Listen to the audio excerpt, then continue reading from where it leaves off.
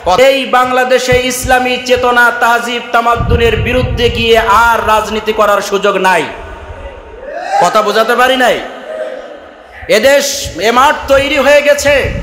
এই ভূখণ্ডে কোরআনের বিরুদ্ধে গিয়ে, ইসলামের বিরুদ্ধে গিয়ে কথা বলে আর সুবিধা করা যাবে না, ঠিক কিনা?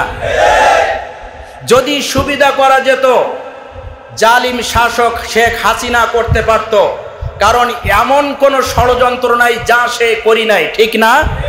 সমস্ত রাষ্ট্রযন্ত্র ব্যবহার করেও নিজেকে টিকিয়ে রাখতে পারি নাই। এ জমিন এখন কোরআনের জন্য, ইসলামের জন্য, নবীর আদর্শের জন্য প্রস্তুত।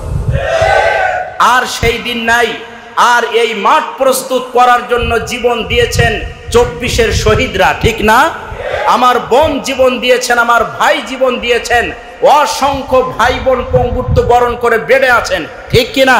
এই মাঠ তারা তৈরি করে গিয়েছেন। শুধু তাই নয়, এই মাঠ, এই লেভেল প্লেইং ফিল্ড তৈরি করার জন্য, কোরআনের লেভেল প্লেইং ফিল্ড বলছি আমি, আবার দেশীয়টা বলছি না, কোরআনের এই লেভেল প্লেইং ফিল্ড তৈরি করতে 21 শতাব্দীর শ্রেষ্ঠ মুফাসসিরে কোরআন আল্লামা দেলাওয়ার হোসাইন সাইদি রহমতুল্লাহ আলাইহি জীবন দিয়েছেন।